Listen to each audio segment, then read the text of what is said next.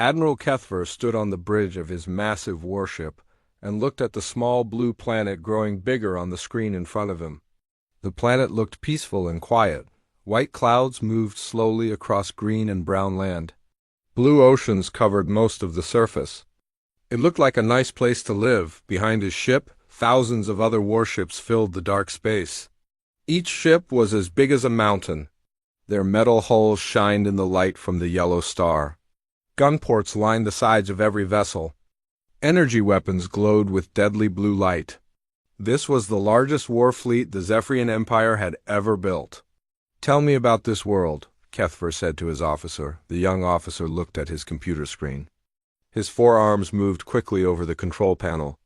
"The planet is called Earth, Admiral. Only one smart species lives there. They call themselves humans. Our spy ships have been watching them for many years." Kethver's four eyes focused on the data. The Zephyrian Empire had taken over 847 worlds in the last 1,000 years. Some planets had fought back with laser weapons and energy shields. Others had space fleets that could travel faster than light.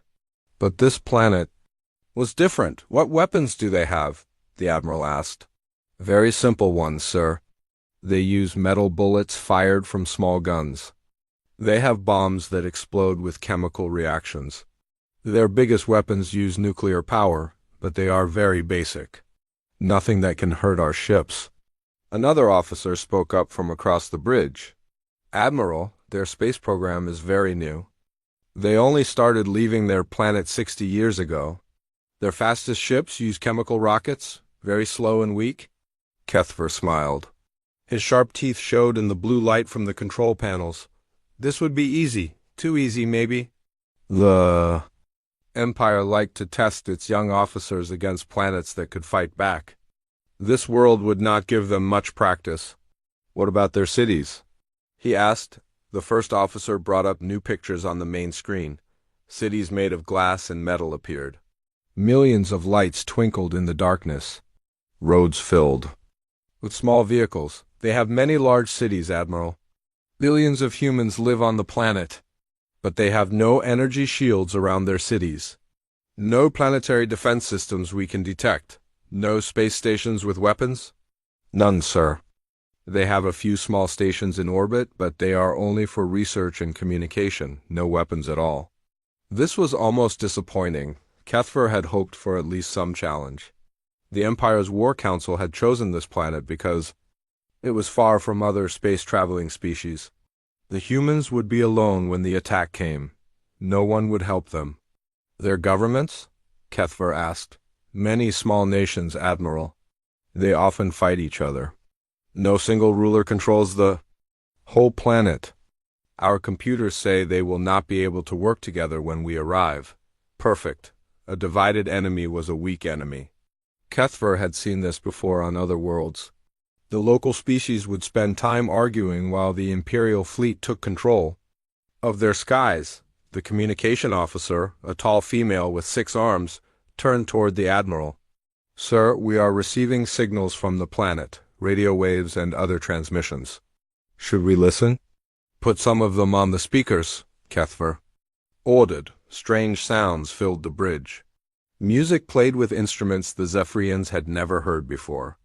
Voices spoke in hundreds of different languages. News reports talked about small wars and political problems. Entertainment shows made the bridge crew laugh at the humans' simple technology. They broadcast everything into space, the communication officer reported. "No security at all. We can see and hear anything happening on their planet. Show me their military forces." The main screen changed to show human soldiers. They carried basic rifles and rode in wheeled vehicles. Their aircraft moved through the air using simple jet engines. Ships on the oceans used metal bullets and small missiles. "This is their most advanced military technology?" Kethver asked. "Yes, Admiral. Some nations have better equipment than others, but none of it could threaten even our smallest scout ship." The Admiral walked to the front of the bridge. Through the thick glass windows, he could see his fleet spreading out around his flagship. 10,000 warships moved into attack formation. Each ship carried enough firepower to destroy a continent. Together, they could turn the entire planet's surface into molten rock in just a few hours. His tactical officer, an old veteran with scars across his blue skin, approached. "Admiral, the fleet is in position. All ship captains report ready for the conquest." Kethver nodded. The plan was simple, like all the best military plans. First, they would show their power by destroying any human space stations and satellites. Then they would send the surrender demand. Most species gave up when they saw the size of the Imperial fleet. Those that did not surrender would face a demonstration of Zephyrian firepower. Usually destroying one empty city was enough to make any planet submit. "Sir," the young officer called out, "we are detecting some unusual readings from the planet." "What kind of readings?" The officer looked confused. "Energy signatures, Admiral. But they are very faint. Probably just their power plants for the cities. Nothing that looks like weapons. Are you sure?" "Yes, sir. The computers have analyzed everything. No orbital defenses. No hidden weapon platforms, no energy shields. This planet has no way to fight back against us." Kethver felt a small bit of disappointment. He had been an admiral for 50 years. He had conquered many worlds. The best battles were against enemies who could challenge the Imperial fleet. Those fights taught young officers how to handle real danger. This conquest would be over before it started. Still, orders were orders. The Empire wanted this planet for its water and the humans for workers. The location was perfect for a new military base. From here, Imperial ships could control several trade routes. "Begin the attack sequence," Kethver commanded. All around the bridge, officers began working at their stations. Computer screens showed the positions of every ship in the fleet. Weapon systems powered up with low humming sounds, and the massive fleet moved closer to the planet. "Admiral," the communication officer said, "we are ready to send the surrender demand." "Send it on all frequencies? Make sure every human on the planet hears it." The message went out instantly. On every radio, television, and computer on Earth, Admiral Kethver's face appeared. The Imperial translation computers changed his words into every human language. Far below on the planet's surface, billions of humans stopped what they were doing to listen. In the cities, people gathered around screens in public places. In small towns, families crowded around their televisions. World leaders met in emergency sessions. Kethver spoke with the confidence of someone who had never lost a battle. "Humans of Earth, I am Admiral Kethver of the Zephyrian Imperial Fleet. Your planet is now surrounded by 10,000 warships. Each ship has enough power to destroy your largest cities." He paused to let the words sink in. This was the moment when most species realized how hopeless their situation was. "You have two choices," he continued. "Surrender now and become part of the Zephyrian Empire. You will live as workers and servants, but you will live. Or fight us and watch your entire species disappear from the universe." The Admiral smiled. His cold smile. "You have 1 hour to decide. Choose wisely." The transmission ended. On the bridge of the flagship, the crew waited for the human response. Some planets answered immediately with surrender. Others took the full hour to accept reality. "What do you think they will do?" the young officer asked. The tactical officer laughed. "They will surrender.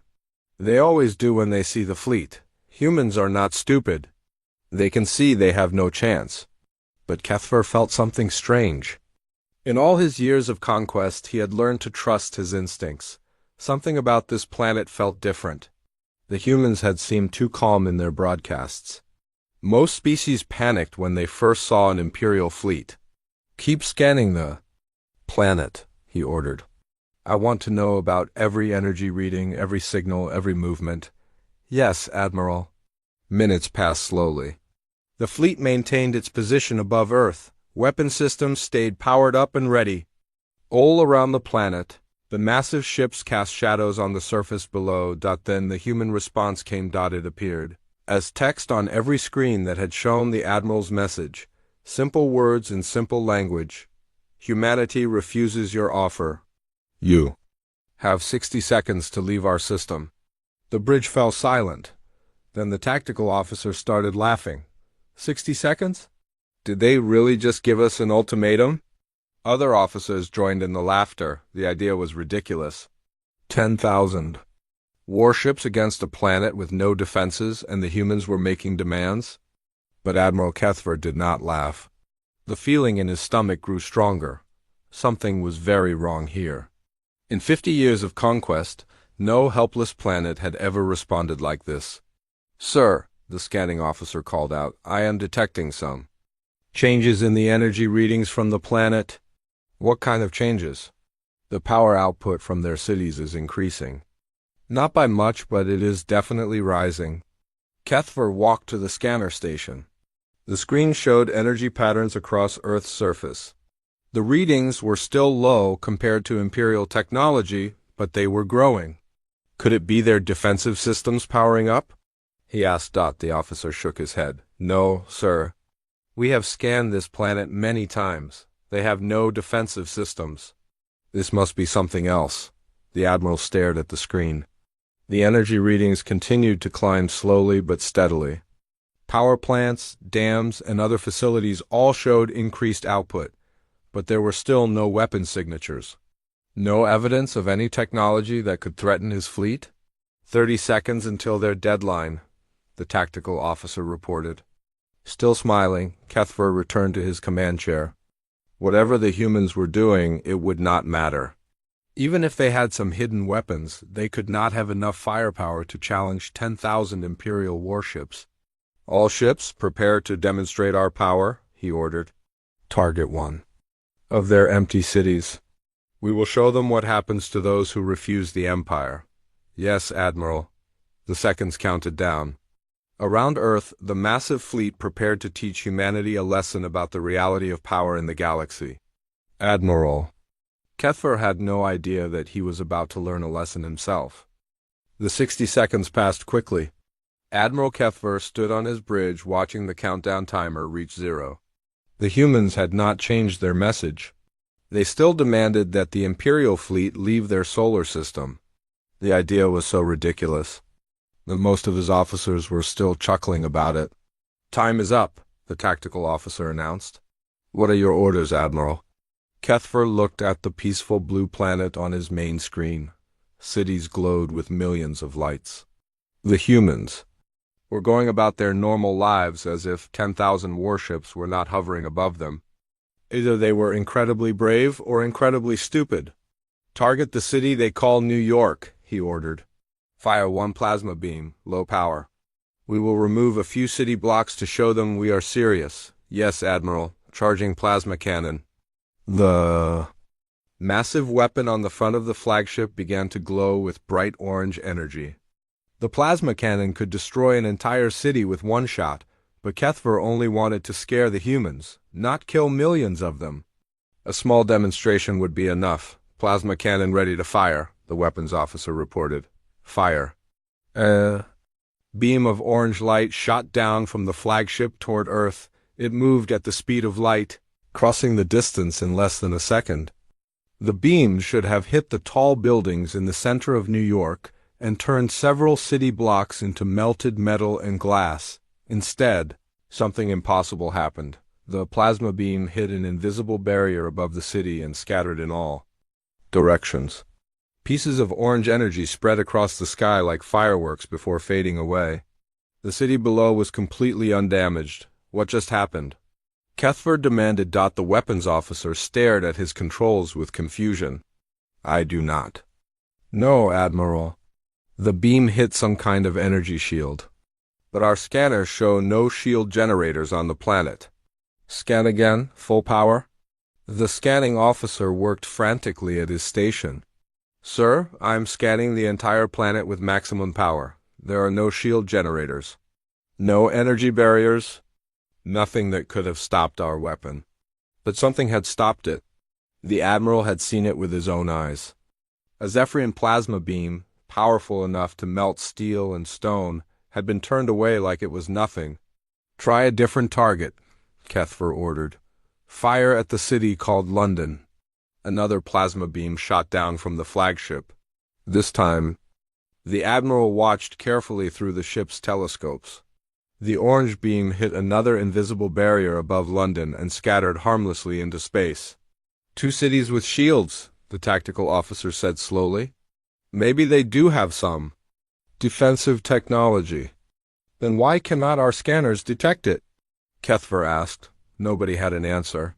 The Admiral had conquered hundreds of worlds. He had seen every type of defensive system in the galaxy. Energy shields needed massive generators that produced enormous power signatures. Yet their scanners showed nothing unusual about Earth. "Admiral," the communication officer called out, "we are receiving a transmission from the planet. Put it on the main screen." A human face appeared on the screen. It was a woman with gray hair and sharp eyes. She wore some kind of military uniform. Behind her, other humans worked at computer stations in what looked like an underground command center. "I am General Sarah Chun of the Terran Defense Force," the woman said. "You have just attacked 2 of our cities. We consider this an act of war." Kethver stepped forward. "Your cities are protected by some kind of shield technology, but it will not save you. We have 10,000 ships with enough firepower to crack your planet like an egg." General Chun showed no fear at all. "Admiral, you seem to think you understand our capabilities. You are wrong." "Then show me your true power," Kethver challenged. "Send up your space fleet. Show me your orbital weapons." "I am curious to see what you are hiding," the human general smiled. It was not a friendly smile. "Very well. But understand this, Admiral. You came here to conquer Earth. Instead, you have started a fight you cannot win." The transmission ended. The bridge fell silent. Kethver stared at the empty screen where the human's confident face had been. In 50 years of conquest, no species had ever spoken to him like that. "Sir," the scanning officer said nervously, "the energy readings from the planet are increasing again. Much faster than before. Show me." The main screen changed to display energy patterns across Earth's surface. What had been small increases before were now massive spikes of power. Every major city showed growing energy output. Dams, power plants, and facilities the Zephyrians did not recognize were channeling enormous amounts of electricity. What could they be powering? The young officer asked. Before anyone could answer, the space around Earth began to change. Objects that the Zephyrians had dismissed as space junk started to move. Old satellites shifted position. Pieces of debris that had been floating dead in space suddenly showed signs of power. "Admiral," the tactical officer said with growing concern, "those objects are not debris. They are moving under their own power." Kethver watched in amazement as hundreds of objects in Earth's orbit came to life. What had looked like broken satellites and space garbage revealed themselves to be something else entirely. Small lights flickered on across their surfaces. Panels opened to reveal hidden technology inside. "How many objects are active?" he asked. The scanning officer counted quickly. "At least 3,000, sir, maybe more. They were completely powered. Down before, our scanners read them as dead metal." "What are they?" "Unknown, Admiral. But they are all moving into new positions around the planet." Kethver felt a cold chill run through his body. 3,000 hidden objects in orbit. Cities, protected by invisible shields. A human general who showed no fear of the largest war fleet in galactic history. Nothing about this conquest was going according to plan. "Sir," the communication officer reported, "we are receiving signals from those orbital objects. They appear to be talking to each other." "What kind of signals?" "Very advanced quantum communication. Much more sophisticated than we expected from this species." The Admiral walked to the front of his bridge and stared out at the planet below. The blue and green world no longer looked peaceful and helpless. The orbital objects were moving into a complex pattern around Earth. Whatever they were clearly part of some larger plan. "All ships raise shields to maximum power," Kethver ordered. "Something is not right here." Across the Imperial fleet, energy barriers flickered to life around each warship. The shields were powerful enough to stop asteroid impacts and nuclear explosions. No primitive species could penetrate Zephyrian shield technology. But as the Admiral gave that order, he received reports that made his blood run cold.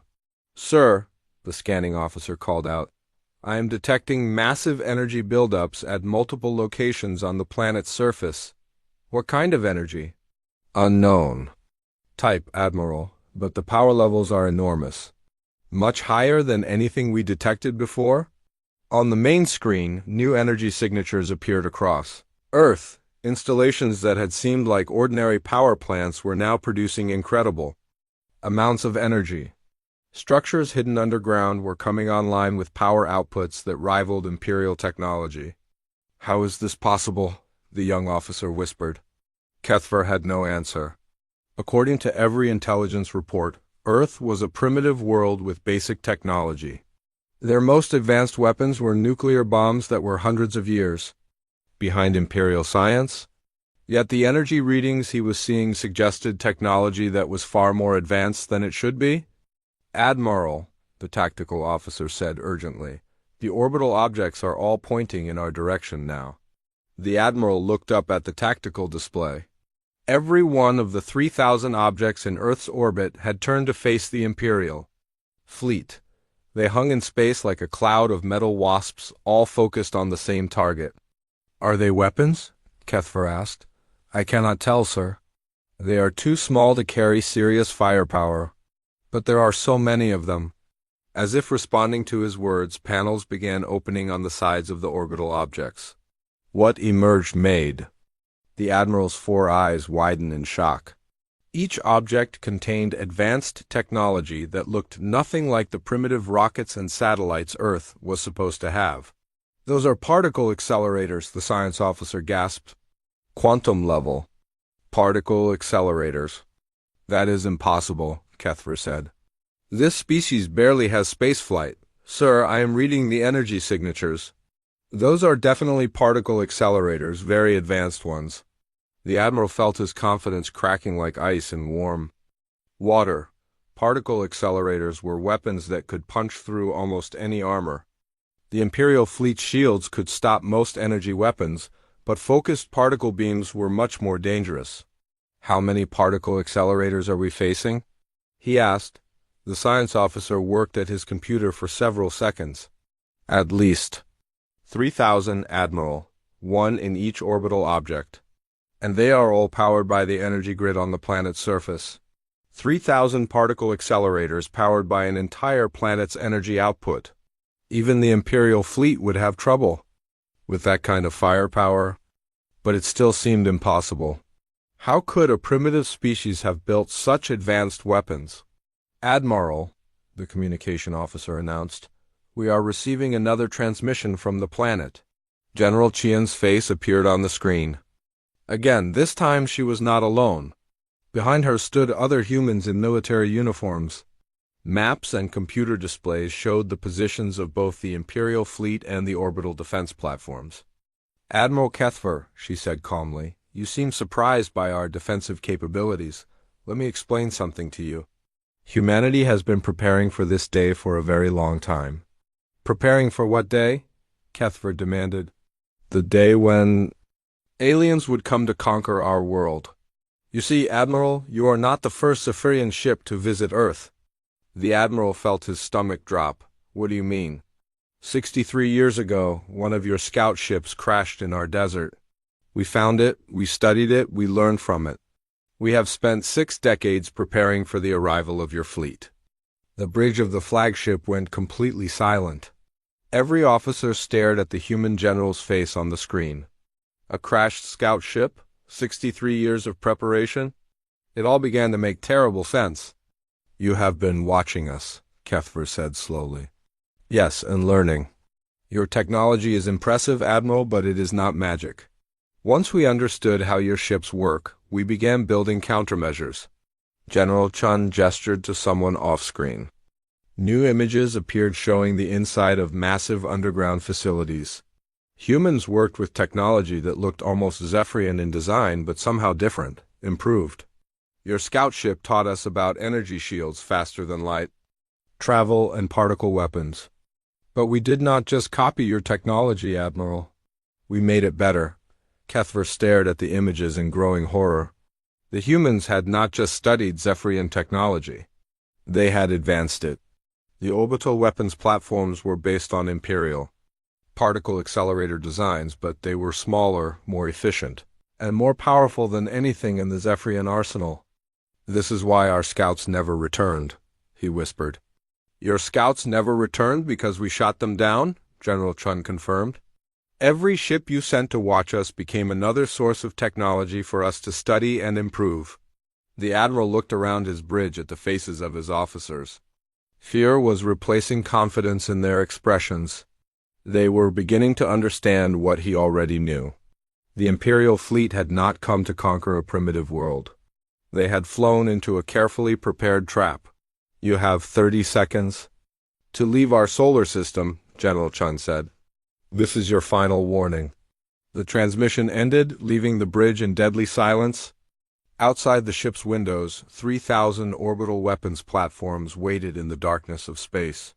On the planet below, massive installations channeled the power of an entire world into those weapons. Admiral Kethver realized that for the first time in his long career, he was facing an enemy that might actually be able to destroy his fleet.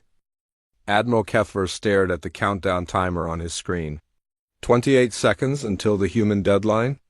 Around him, his bridge crew waited for orders. The confident mood from an hour ago was completely gone. Now fear filled the air like smoke. "Admiral," the tactical officer said quietly, "what are your orders?" Kethver looked at the display showing Earth's orbital weapons. 3,000 particle accelerators pointed directly at his fleet. Each one was small, but together they represented more firepower than many entire planetary defense systems. "We cannot retreat," he said finally. "The Empire does not run from primitive species." But even as he said the words, he knew they were no longer true. The humans were not primitive. They had been pretending to be weak while building the most advanced defensive system he had ever seen. 15 seconds, Admiral," the communication officer reported. "All ships, prepare for combat," Kethver ordered. "Full power to shields and weapons. We will show these humans the true might of the Zephyrian Empire." Across the Imperial fleet, 10,000 warships powered up their weapon systems. Plasma cannons charged with deadly energy. Missile tubes loaded with planet-killing warheads. Shield generators hummed with maximum power, but something strange was happening on Earth. The energy readings from the planet's surface were growing beyond anything the Zephyrians had ever recorded. Every power plant, every dam, every energy source on the planet was channeling electricity into the orbital weapons platforms. "Sir," the science officer called out with panic in his voice, "the energy levels from the planet are impossible. They are channeling the entire power output of their civilization into those weapons." "How much power?" Kethver asked. The science officer checked his readings 3 times before answering. "More than our entire fleet produces, Admiral, much more." The admiral felt ice form in his stomach. The Imperial fleet was the most powerful war machine ever built. Its ships could destroy star systems. Yet the humans were channeling more energy than all 10,000 ships combined. 5 seconds, the communication officer whispered. "All ships, evasive maneuvers," Kethver ordered. "Prepare for incoming fire."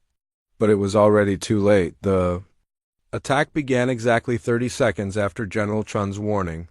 Every orbital platform around Earth fired at the same moment. 3,000 beams of pure energy lanced out into space, moving at nearly the speed of light. The beams were not like normal particle weapons. These were quantum-enhanced accelerator beams that could punch through almost any material. The humans had taken Zephyrian technology and made it 10 times more powerful. The first wave of beams hit the outer ring of Imperial ships before they could react. The Zephyrian shields, designed to stop conventional weapons, were useless against the quantum-enhanced particles. The beams passed through the energy barriers like they were made of paper. 500 Imperial warships simply vanished. One moment they were there, the next moment they were expanding clouds of glowing gas. The humans had destroyed 1,000 mountain-sized warships in less than 2 seconds. Impossible. Kethver shouted, "Return fire! All ships, return fire!" The remaining ships of the Imperial fleet began shooting back. Thousands of plasma beams and missiles streaked toward Earth, but something incredible happened. Every single shot was stopped by the invisible shield system protecting the planet. "Our weapons are having no effect," the tactical officer reported. "Their planetary shields are absorbing everything we fire at them." Meanwhile, the orbital platforms were already charging for a second attack. The energy readings from Earth's surface spiked even higher. Somehow, the humans were increasing their power output beyond what should have been physically possible. "Admiral," the scanning officer called out, "I am detecting energy sources we missed before. There are massive installations underground all over the planet. Fusion reactors, antimatter generators, things our computers cannot identify. How did we miss them? They were completely powered down during our initial scans. Now they are all coming online at once?" Kethver watched in horror. As Earth revealed its true nature, what had seemed like a peaceful world with simple technology was actually a fortress planet. Underground installations across every continent were channeling incredible amounts of power to the orbital defense grid. The second wave of attacks came from the surface itself. Structures that had looked like radio telescopes and communication arrays revealed their true purpose. They were massive energy cannons, each one the size of a city block. 24 enormous beams shot up from Earth's surface. These were even more powerful than the orbital weapons. They moved in perfect coordination, striking different sections of the Imperial fleet with devastating accuracy. More ships died. The proud warships of the Zephyrian Empire exploded like fireworks against the black of space. Each beam could destroy multiple ships with a single shot. "Shields are useless," the tactical officer reported. "Their weapons are passing right through our defenses." "Then we run," Kethver decided. "All ships, retreat to jump distance. We will call for reinforcements." But as the Imperial fleet tried to pull back, they discovered another terrible truth. The orbital platforms were not just weapons. They were also equipped with gravity manipulation technology. "Admiral," the navigation officer called out in panic, "we cannot retreat. Something is holding us in place." "What do you mean?" "The orbital platforms are generating localized gravity fields. Our ships cannot reach escape velocity." Kethver stared at the tactical display in growing horror. The humans had trapped his entire fleet in Earth's gravity well. 10,000 ships, the pride of the Zephyrian Empire, were caught like fish in a net. The third wave of attacks came from an unexpected source. Space around Earth was filled with what the Zephyrians had thought was debris and old satellites. Now, these objects revealed their true nature as well. They were not individual weapons platforms. They were parts of a massive distributed weapon system, each piece connected to the others through quantum entanglement, allowing them to coordinate their attacks with perfect timing. 1,000 smaller beams lanced out from these hidden weapons.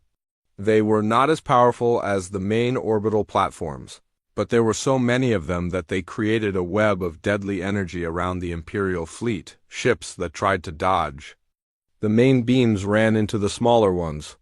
Ships that avoided the smaller beams were hit by the surface cannons. There was nowhere to run and nowhere to hide. "How are they coordinating all of this?" the communication officer asked. The answer came from the science officer. "Quantum communication network, sir. Every weapon platform is connected to every other platform. They are fighting as a single unit." Kethver had never seen anything like it. Individual weapon systems were dangerous. Coordinated defense grids were more dangerous. But this was something entirely new. The humans had turned their entire planet and orbital space into one giant weapon. "Admiral," the tactical officer reported, "we have lost 2,000 ships.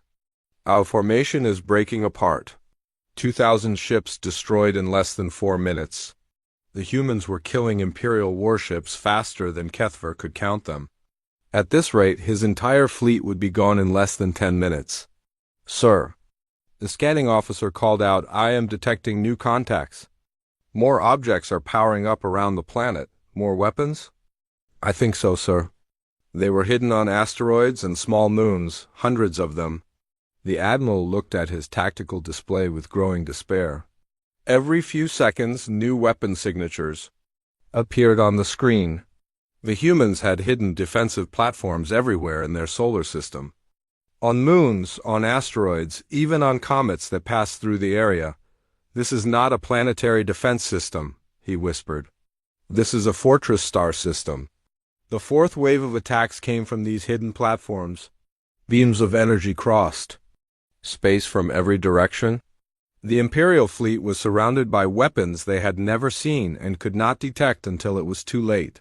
"Admiral," his communication officer said urgently, "we are receiving a transmission from Earth."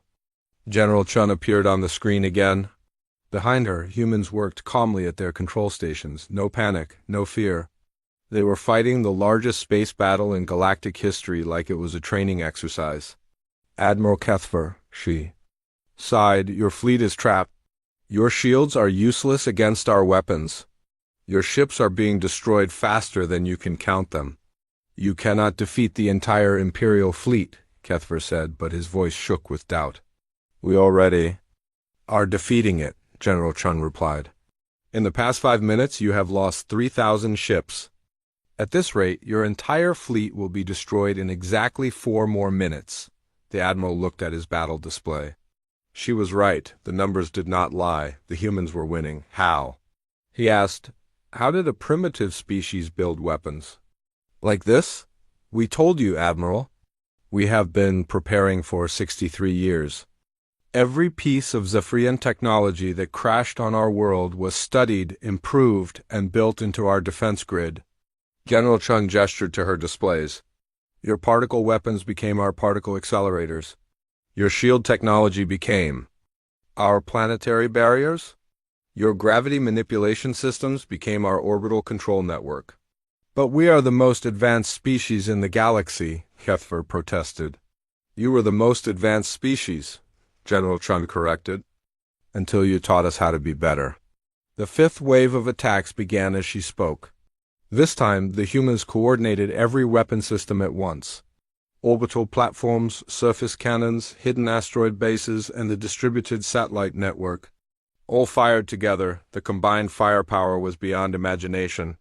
Thousands of energy beams converged on the Imperial fleet from every possible angle. Ships that had survived the earlier attacks were caught in a web of destruction they could not escape. "Admiral!" the tactical officer shouted over the sound of alarms. "We have lost half the fleet." "Repeat, we have lost half the fleet." 5,000 ships, gone, in less than 6 minutes of combat. The humans had destroyed half of the most powerful war fleet in galactic history. "Sir," the navigation officer called out, "some ships are breaking free of the gravity fields. Should we order a general retreat?" Kethver looked at the tactical display. The ships that were escaping were the ones furthest from Earth. They might be able to reach jump distance and escape to warn the Empire about what they had found here, but that would mean abandoning the rest of the fleet. It would mean admitting that the Zephyrian Empire had been defeated by a species they thought was primitive. "Admiral," General Chun said from the screen, "you have one chance to save the rest of your ships. Order them to surrender immediately." "The Zephyrian Empire does not surrender," Kethver replied. "Then the Zephyrian Empire dies here today," General Chun said simply, as if to prove her point. Another wave of coordinated fire swept through the Imperial fleet. More ships exploded in brilliant flashes of light. The proud warships that had conquered hundreds of worlds were being destroyed like toys by an enemy they had completely underestimated. "Admiral." Kethver watched his fleet dying around him and realized that General Chun was right. The Zephyrian Empire was about to suffer its first total defeat, and it was happening in less than 10 minutes against a species they had thought was helpless. Admiral Kethver watched another 100 ships disappear from his tactical display. The humans were destroying his fleet so fast that the computer could barely keep count. Red warning lights flashed across every surface of his bridge. "Alarms! screamed from a dozen different systems. 6,000 ships lost, the tactical officer reported. His voice was hollow with shock. Admiral, we have never seen destruction like this. How much time has passed? Kethver asked. 7 minutes since. The attack began, sir? 7 minutes.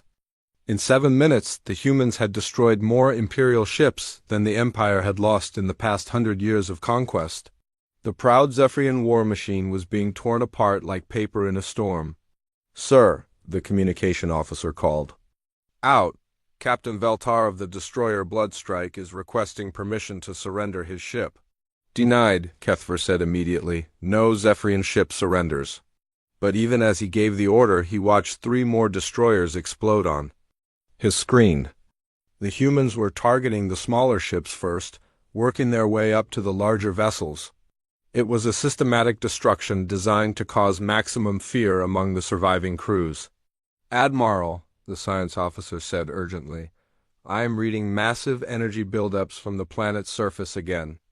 Much larger than before. What kind of energy buildups? Unknown type, sir. But the power levels are beyond anything we have recorded. They are channeling energy from sources I cannot identify. On the main screen, new energy signatures appeared. Across Earth's surface, massive installations that had been hidden underground were coming online. The power readings were so high that the ship's computers kept recalculating the numbers, unable to believe their own measurements. How is this possible? The young officer whispered. Where are they getting all this energy? The answer came from an unexpected source. The communication officer had been monitoring human broadcasts during the battle. Sir, I think I know. They are using their star. What do you mean? The humans have built collectors in space that gather energy directly from their sun. Massive. Orbital arrays that we missed because they looked like scientific equipment. Admiral Kethver felt his last hope crumble. The humans were not just using their planet's energy. They were drawing power directly from their star. No wonder their weapons seemed to have unlimited energy. Admiral, the tactical officer shouted, massive energy spike from the planet. All surface installations are charging simultaneously. On the tactical display, every human weapon system began glowing with increasing power. The orbital platforms, the surface cannons, the hidden asteroid bases, even the small satellite network. All of them were drawing energy from the solar collectors and the planet's power grid. All ships, emergency evasive maneuvers, Kethver ordered. Maximum power to engines, but it was useless. The gravity fields generated by the orbital platforms kept most of his ships trapped in place. Only the vessels on the outer edge of the formation could move freely, and there were not many of those left. The 6th wave of attacks began with a sound like thunder in space. Every human weapon fired at once, creating the most concentrated display of firepower anyone had ever witnessed. Thousands of energy beams crossed the darkness between Earth and the Imperial fleet. This time, the humans were not just trying to destroy ships, they were sending a message. The beams converged on the largest vessels in the fleet. The heavy battleships and carriers that formed the backbone of Imperial power, the flagship Eternal Glory, a ship larger than most cities, took 17 direct hits in 3 seconds. Its massive shields collapsed like soap bubbles. Its thick armor plating melted like ice. The proud vessel that had conquered 40 worlds exploded in a ball of fire that could be seen from Earth's surface. The Eternal Glory is gone, the communication officer reported in disbelief. Admiral Merkin and his entire crew are dead. Kethver had known Admiral Merkin for 30 years. They had fought together in the conquest of the Altarian system. Now his friend was nothing but glowing gas expanding into space. Sir, the tactical officer said quietly, we have lost 7,000 ships. More than 2/3 of the fleet is gone. 2/3 of the fleet. Destroyed in 8 minutes. The remaining ships were scattered and demoralized. Many captains were sending private messages begging for permission to retreat or surrender. Admiral, the scanning officer called out, the human orbital platforms are moving again. They are adjusting their positions, To do what? I think they are preparing for a final attack, sir. All remaining Imperial ships will be in range within 60 seconds. Kethver looked at his display showing the surviving ships of his once mighty fleet. Less than 3,000 vessels remained out of the original 10,000. Many of those were damaged and barely functional. Sir, his communication officer said softly, we are receiving another transmission from Earth. General Chun appeared on the screen one more time. The underground command center behind her was calm and organized. Humans worked at their stations, with the quiet efficiency of people doing a job they had practiced many times. Admiral Kethver, she said, you now have fewer than 3,000 ships remaining. In approximately 1 minute we will destroy all of them. You cannot, Kethver said, but his voice had no strength left. The Empire will send more fleets, larger fleets. You cannot fight the entire galaxy. Admiral, you still do not understand. General Chun replied, we are not just fighting your fleet. We are sending a message to your entire empire. What message? That Earth is not a target, that humanity is not weak.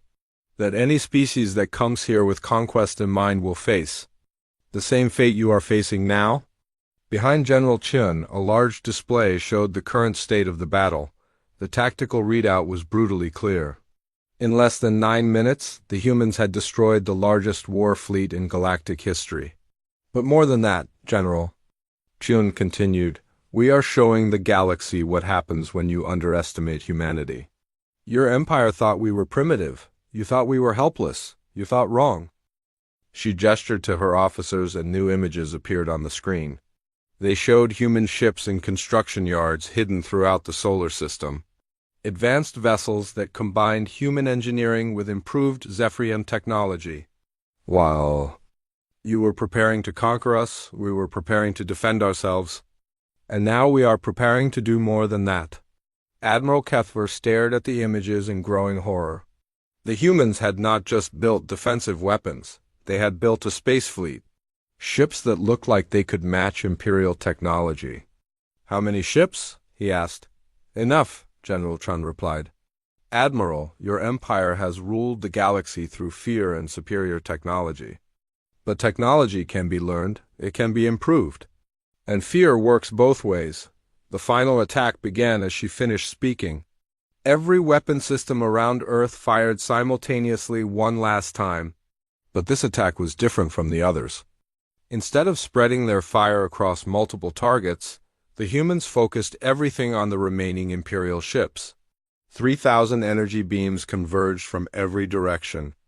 The orbital platforms, the surface cannons, the asteroid bases, the satellite network, even weapons hidden on the moons of other planets in the system, all of them fired at once. The remaining Imperial ships had no chance. The concentrated firepower was beyond imagination. Ships that had survived 8 minutes of constant attack were vaporized in seconds. Admiral Kethver watched his tactical display as ship after ship disappeared. The names of vessels he had served on, captains he had trained, crews he had fought. Beside, all of them gone in flashes of light. Sir, the navigation officer called out, our engines are failing. We cannot maintain orbit. The flagship Dominator's Edge was dying around him. Multiple hull breaches vented atmosphere into space. The artificial gravity was failing, making everyone float near the ceiling. Emergency lighting cast strange shadows across the smoke-filled bridge. Admiral, the communication officer said. Captain Zekalon of the cruiser Star Hunter reports that his ship is breaking apart. He is requesting permission to ram the planet. Denied, Kethver said automatically. All ships will fight until the end. But there were not many ships left to fight. The tactical display showed fewer than 500 vessels remaining, and most of those were crippled and drifting. Sir, the tactical officer reported, the humans have stopped firing. Admiral Kethver looked at the main screen. Earth hung before them, blue and green and beautiful. The orbital platforms were still active, but their weapons were no longer charging. The surface cannons had powered down.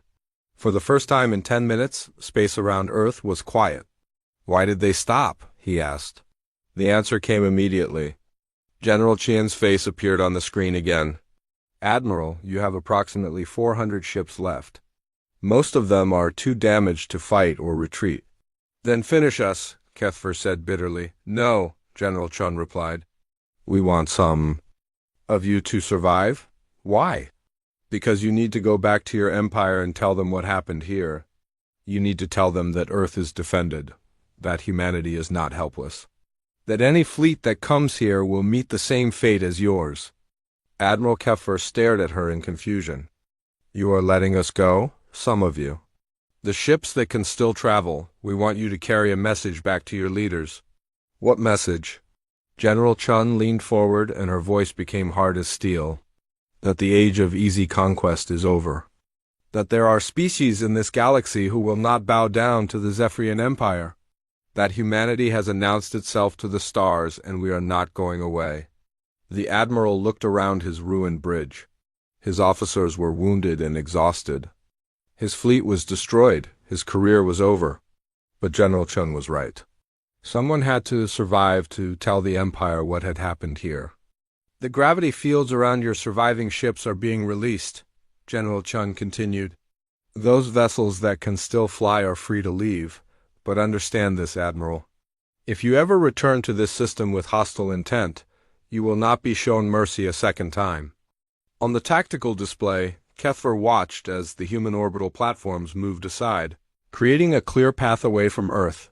The gravity fields that had trapped his fleet were slowly fading. Sir, the navigation officer reported, we have engine. Power, we can reach jump distance. Admiral Kethfer took one last look at the blue planet that had destroyed his fleet and broken his career. 10,000 ships had come here to conquer a primitive world. Less than 400 would return home. All surviving ships, he transmitted across the fleet communication network, retreat to jump distance, we are going home. As the battered remnants of the Imperial fleet limped away from Earth, Admiral Kethfer began composing the report he would have to give to the Emperor. How could he explain that the most powerful war fleet in galactic history had been destroyed in 10 minutes? By a species they thought was helpless? How could he tell the Empire that humanity was no longer a target for conquest, but a threat that would have to be taken seriously? How could he admit that the Zephyrian Empire had just suffered its first total defeat? Behind them, Earth grew. Smaller on the screen, but the memory of what had happened here would stay with every surviving crew member for the rest of their lives. They had witnessed the birth of a new power in the galaxy, a power that would change everything. The damaged Imperial flagship Dominator's Edge limped through space toward the jump point. Behind it, 387 other ships followed in a ragged formation.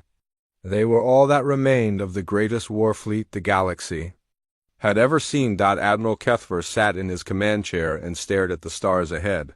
His bridge was a ruin of broken computers and sparking wires. Half his crew was dead or wounded. The other half moved like ghosts, their faces showing the shock of total defeat. Admiral, his communication officer said quietly, we are receiving the final transmission from Earth. Put it on screen. General Chun appeared one last time.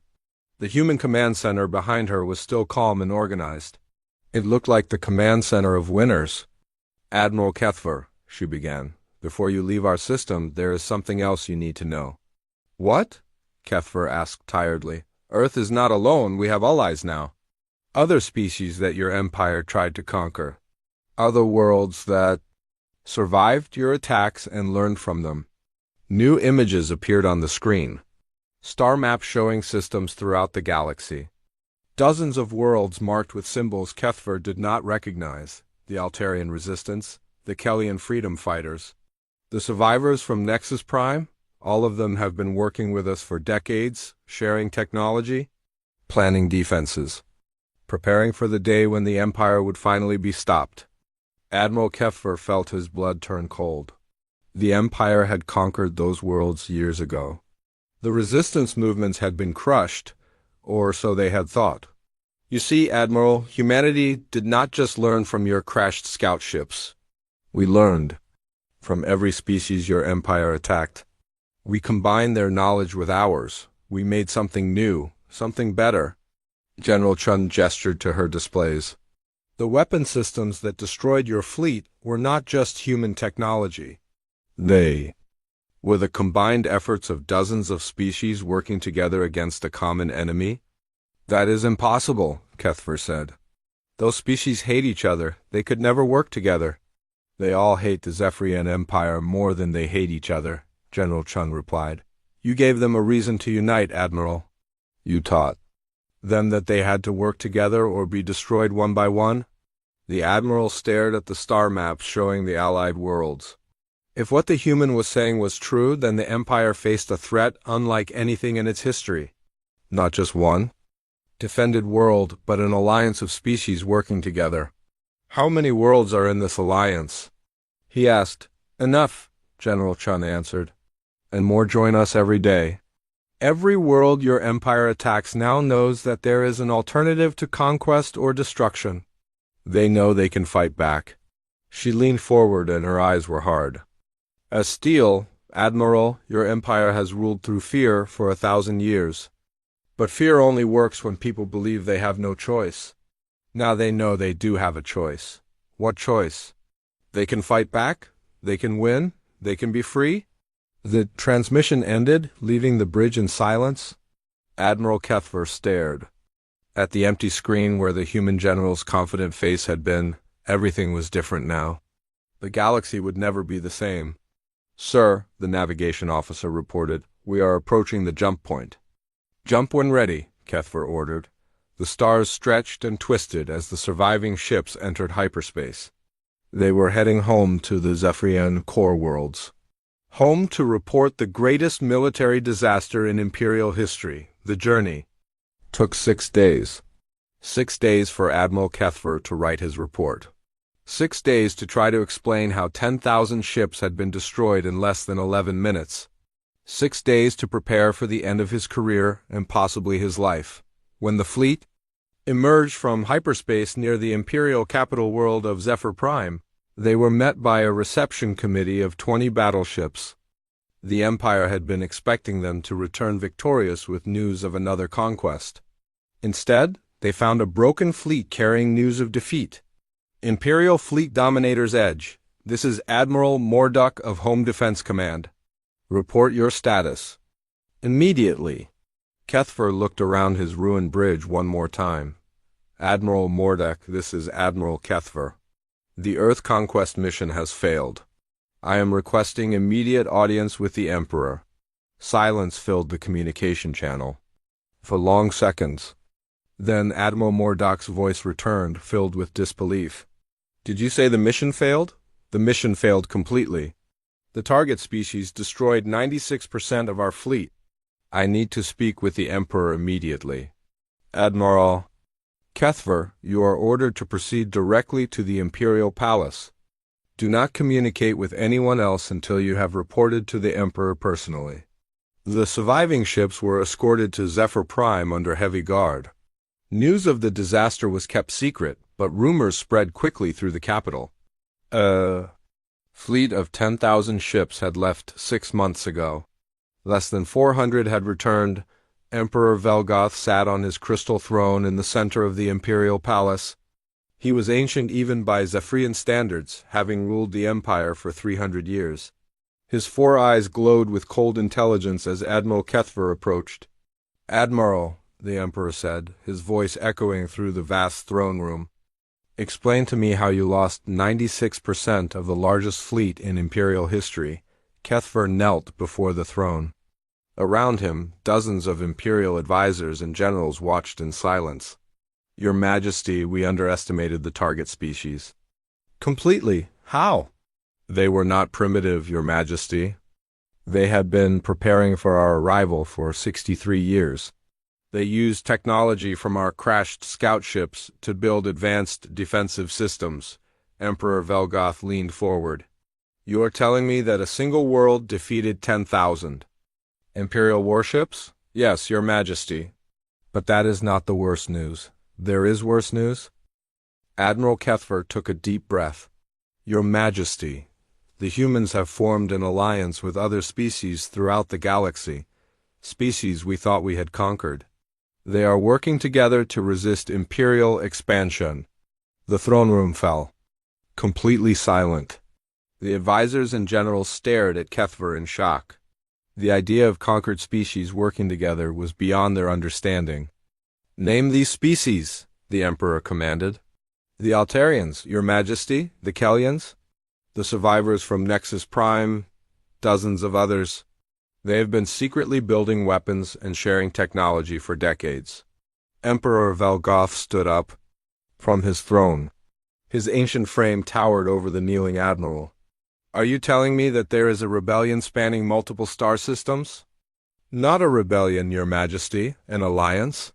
They call themselves the Coalition of Free Worlds." "How many worlds are in this coalition?" "I do not know, Your Majesty." But the human general indicated that more join them every day. The Emperor walked down the steps from his throne until he stood directly in front of Admiral Kethver. "Show me the battle records." Kethver activated a holographic projector. The throne room filled with images from the battle around Earth, the Imperial. Advisors watched in growing horror as ship after ship was destroyed by the human defense systems. "Impossible," one general whispered. "No single world could have that much firepower." "It was not a single world," Kethver explained. "The humans had hidden weapons throughout their entire star system. Orbital platforms, surface cannons, asteroid bases, even weapons powered by their sun." The holographic display showed the systematic destruction of the Imperial fleet, 10 minutes of concentrated firepower that turned the pride of the Empire into expanding clouds of gas and debris. "Your Majesty," another advisor said, "if this coalition has this level of technology, they represent a serious threat to Imperial expansion." Emperor Velgoth studied the battle records carefully. His ancient mind processed the implications of what he was seeing. For 1,000 years, the Empire had expanded without serious opposition. Now they faced organized resistance with advanced technology. "Admiral Kethver," he said finally, "what was the humans' final message?" "That the age of easy conquest is over, Your Majesty. That any Imperial fleet sent to attack coalition worlds will face the same fate as ours." The Emperor returned to his throne and sat in silence for several minutes. The entire throne room waited for his decision. Finally, he spoke. "Send messages to all Imperial fleets," he commanded. "All expansion operations are suspended immediately, Your Majesty?" One advisor asked in confusion. "We need time to analyze this new threat. If this coalition has the technology to destroy a fleet of 10,000 ships, we cannot continue expansion until we understand their full capabilities." Emperor Velgoth looked at Admiral Kethver. "Admiral, you will work with Imperial intelligence to prepare detailed reports on everything you observed at Earth, weapon specifications, tactical capabilities, alliance structure, everything." "Yes, Your Majesty." "And Admiral," the Emperor added, "you will also prepare contingency plans for defending our core worlds. If this coalition decides to move from defense to offense, we must be ready." The implications of those words settled over the throne room like a dark cloud. For the first time in Imperial history, they were not planning new conquests. They were planning to defend themselves. Meanwhile, back at Earth, General Chun stood in the same underground command center, where she had coordinated humanity's defense. Around her, technicians were powering down the weapon systems and beginning damage assessments. "General," one of her officers reported, "all orbital platforms are secure. Surface installations are returning to standby mode. The threat has been eliminated." "Good," General Chun replied. "Begin Phase 2 operations." "Phase 2, General?" "Start broadcasting our message to every inhabited world in the galaxy. Let them know what happened here. Let them know that the Empire can be defeated. Across the galaxy on worlds throughout Imperial space, beings huddled around hidden communication devices listened to the transmission from Earth. For the first time in generations, they heard something other than Imperial propaganda. They heard hope. "This is General Sarah Chun of the Coalition of Free Worlds," the message began. "Today, Earth faced an Imperial invasion fleet of 10,000 ships. Today, we destroyed that fleet completely. The message included footage from the battle. Images of Imperial warships being torn apart by coordinated defensive fire. Proof that the mighty Zephyrian Empire could be defeated. To every world under Imperial occupation, to every species forced to serve the Empire, to everyone who dreams of freedom, we say this: resistance is possible. Victory is possible. You are not alone. On world after world, beings looked up at the stars with new understanding. The Empire was not invincible. They could fight back. They could win. The age of Zephyrian dominance was ending. The age of the coalition of free worlds had begun. And it had all started when humanity decided that Earth would never bow to any would-be conqueror. The species that had once been considered primitive had just changed the balance of power in the entire galaxy. The message was clear to everyone. Whether they were allies or enemies, humanity had arrived on the galactic stage and they were not going anywhere.